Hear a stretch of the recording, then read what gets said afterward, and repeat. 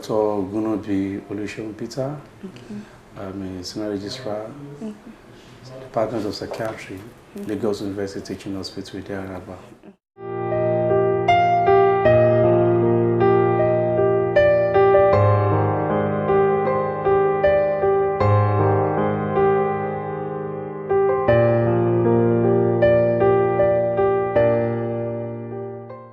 We treated mood disorders, treated cases of schizophrenia, we've had cases of child psychiatry, we've had cases of sleep disorders, sexual disorders, some of the cases that people never would have thought they need to see psychiatrists for, even fear, agoraphobia, anxiety disorder, we've had cases of depression, substance abuse, addiction. So most of these cases, those are the cases that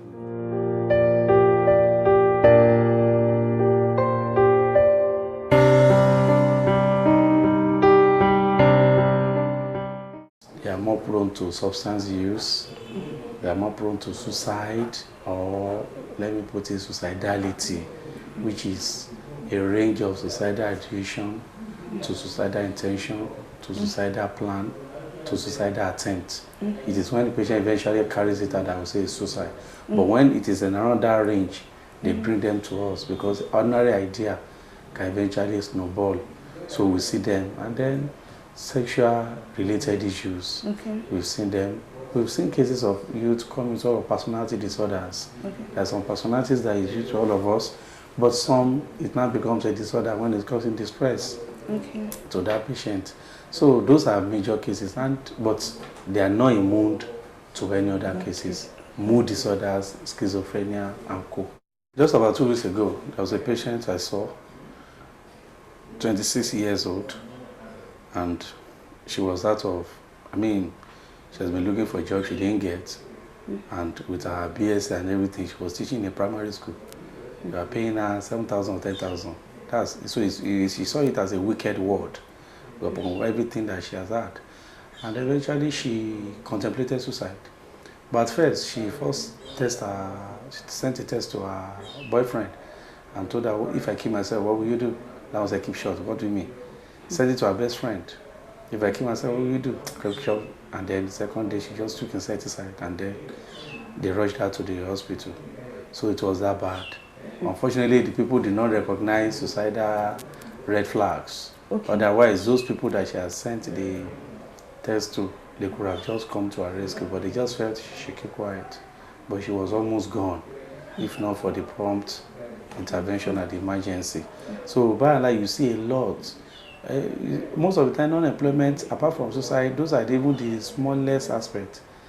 Not that I'm trying to undermine suicide, but I'm saying that even the common ones, most people are into substance use because they just get tired and they just drink themselves to stupor.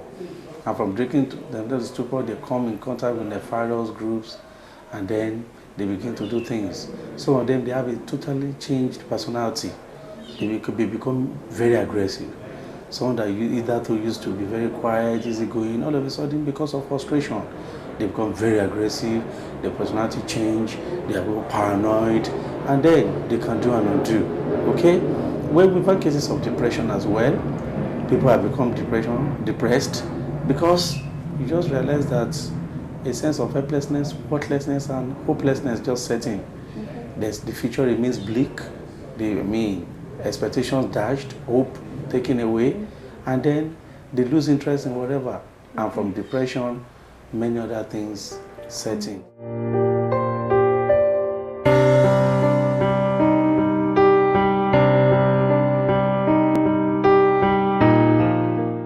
Our principle of management is usually based on biopsychosocial model. Gone are the days that someone comes around, the next thing you are pumping the person with medication, that's all. Now we follow the 3 rubrics, which is the biological.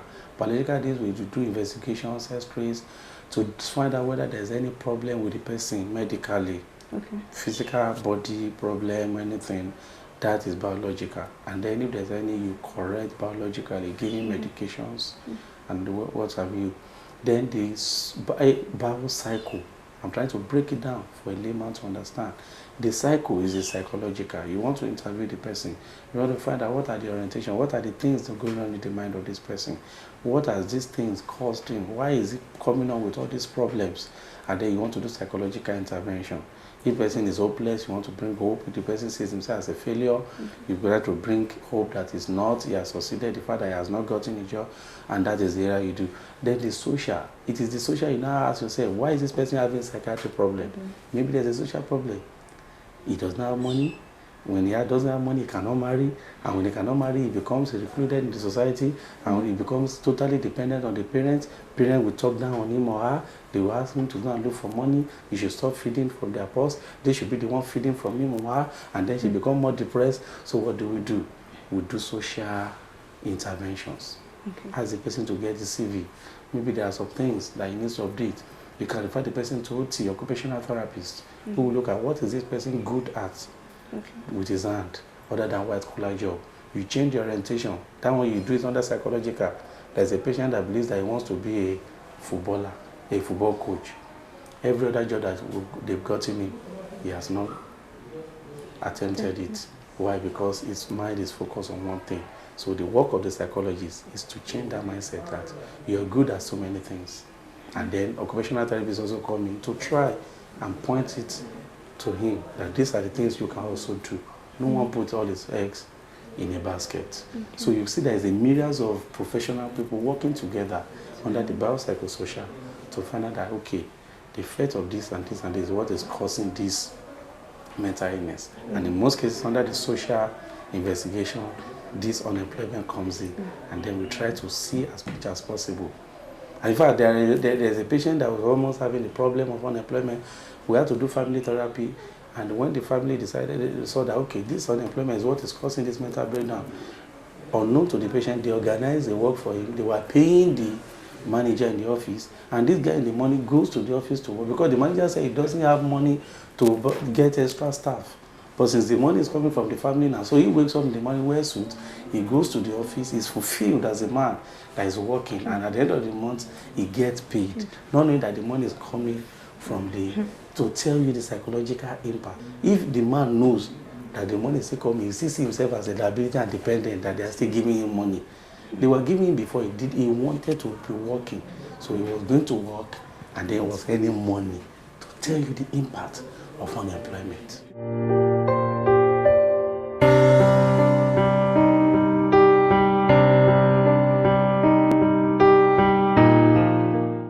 Well, most of the time, they don't present because an unemployed person, to even get money to come for admission, to come for psychological intervention. So most of the time is when they break down totally. And then almost in every case of youth breaking down, we realize this issue of unemployment. A study that was just carried out has shown that the rate of unemployment that we see in psychiatric case is around that 55-60. So it's that high in our patient, because when we are doing our study researches under the social demographic, you have to talk about the age, sex, and you talk about the occupational level of the patient. So most of the time you see unemployed. So in some of these researches, you see that between that 55-65% fall under the unemployed. And there's no way such will not contribute to the psychiatry or the emotional problem.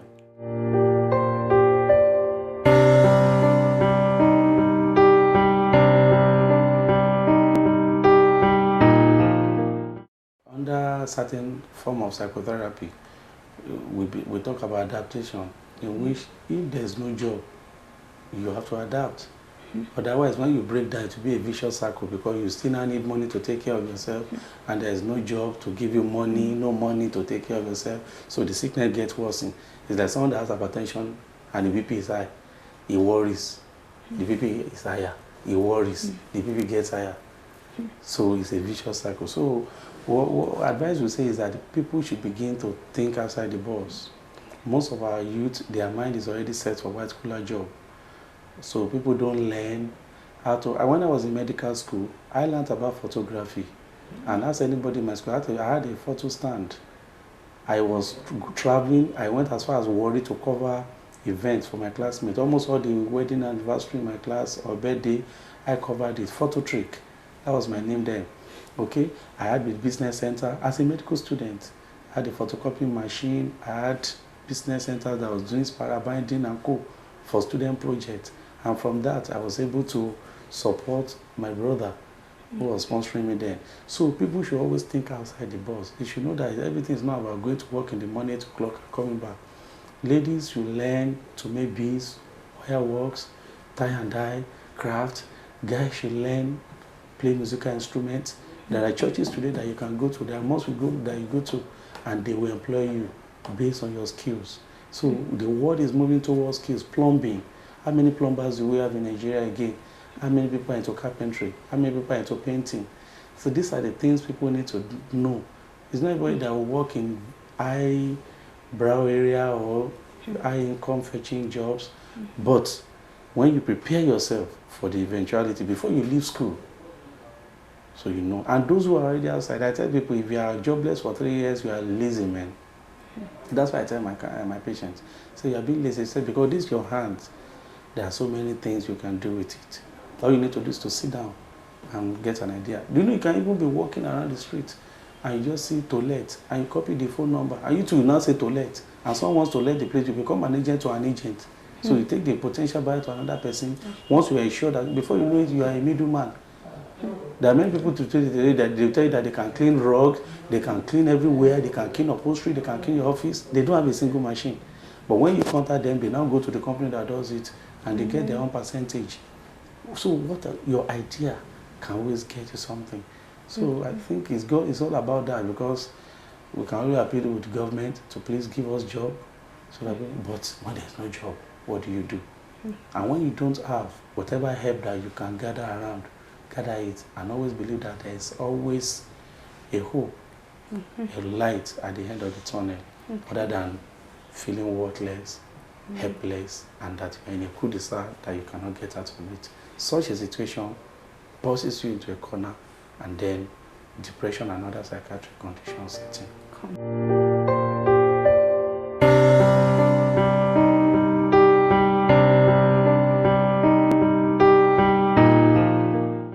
The World Health Organization has mentioned that by 2030, mental illness will be the second commonest cause of morbidity. That is depression especially. Gone are the days you are thinking of cancer, HIV, those ones are being taken care of now. Depression, for example, is going to be the second commonest non-communicable disease. By non-communicable, that means I cannot infect you with it. So it's not communicable like TB and co, but it's a chronic condition. And depression was going to be number 2. So if that is what they survey, you cannot imagine the percentage of that number 2 in Nigeria or in other developing nations that are very high in unemployment rates. So the future is quite doomed if situation persists. But if Nigerian government tries as much as well to put this house in order, provide employment, then we believe that we can reverse the trend. Otherwise, without being a prophet of doom, the future is bleak.